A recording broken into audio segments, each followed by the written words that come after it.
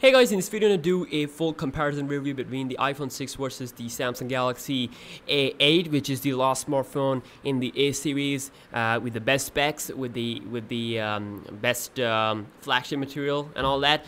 So let's just compare it with the iPhone 6. So let me just remind you about the price in Pakistan especially. So this iPhone 6 will cost you around 64,000 something, 64,000 PKR, which is around like $640, while this one will cost you around 54,000 PKR, which is around like $540. So you can see almost we have like $100 difference between these two phones, and yeah, both are completely different in terms of their category. This is a phone and this is a phablet.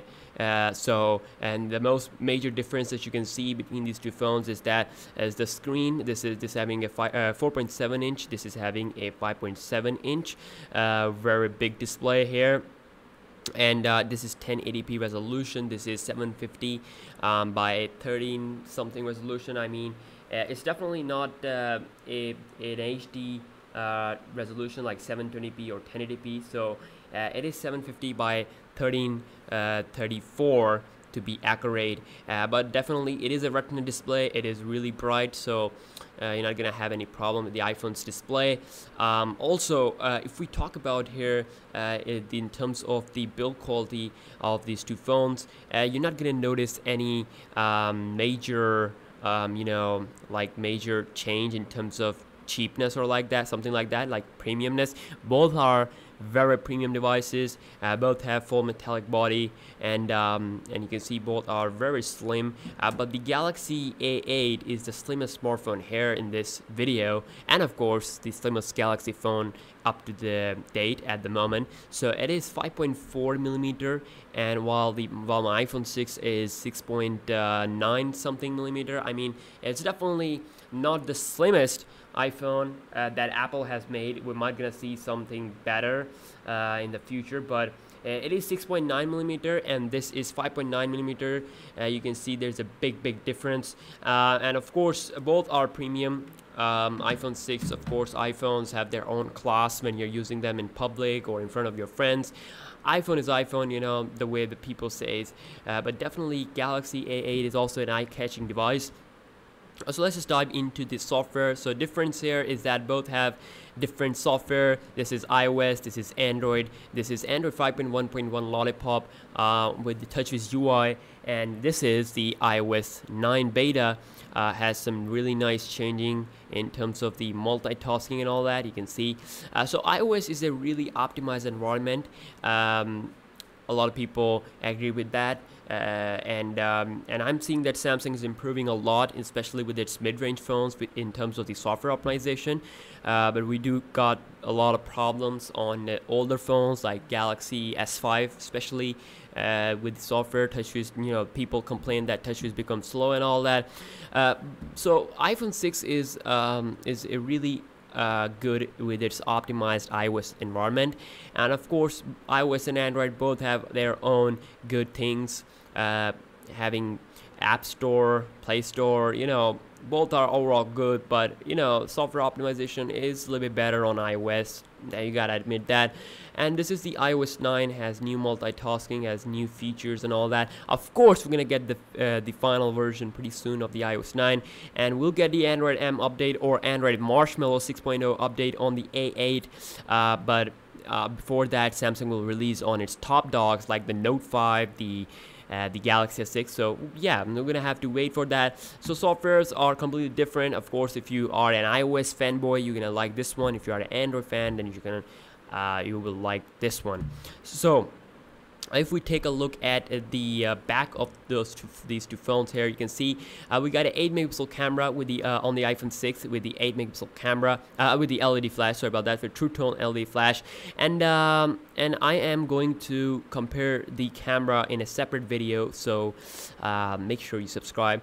So you can see that this one also has the LED flash with a 16 megapixel sensor. I mean, this is a top, you know, the maximum camera megapixel amount that we have seen on Samsung phones. This is 16 megapixel. We have the same megapixel count on the S5, the S6, the Note 5. But yeah, the quality is the difference. Well, I'm also going to compare it with them. So you can see that both have this camera a little bit buzzing outside. So if we take a look at the camera application, I mean, the iPhone 6 does have less megapixel, but it has like a bigger sensor with more good in terms of the brightness and all that, like most people say. So 5 megapixel camera, 8 megapixel on the iPhone 6 versus 16 megapixel on the A8. Touch to focus capabilities. iPhone 6 is really nice with the video recording 1080p, and then the slow motion, time lapse. It's pretty awesome features there with the effects and all that. But I think the Galaxy A8 has a little bit more upper hand in terms of features, software features. So you can't really say that it's a downside on the iPhone, but of course it is a downside if we talk about stock apps. But you can get a lot of good camera application from App Store. There are a lot of great applications that can unleash the capabilities of the iPhone 6 camera application, but the stock application is better here. So we got a pretty nice options here: panorama, continuous shot, HDR, night mode. In the Pro mode, actually, you can change the ISO, white balance, and everything. It's a really nice manual mode, so I like to use it on the auto.